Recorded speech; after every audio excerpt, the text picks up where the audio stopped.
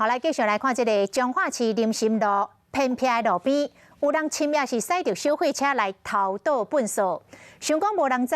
结果去互市公所所装设的闪动式声控的监视器甲摄入来，清洁队已经开单来告发，也有更较离经的是发生伫咧分横，有这个粪扫烧起来，消防队拍火了后，竟然发现有台北病院的医疗的废弃物。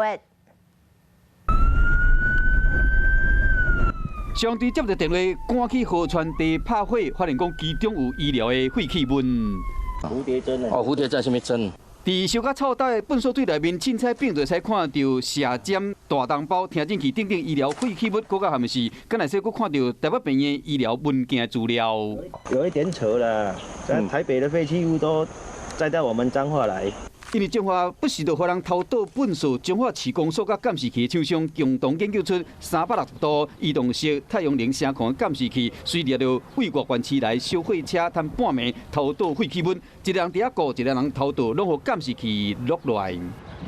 这个太夸张了，住家是没有垃圾车去收吗？从外县市来的，我们看到有那种丢了10几袋的。这个机器好用，就是说它随时可以移动，而且让你看不到的。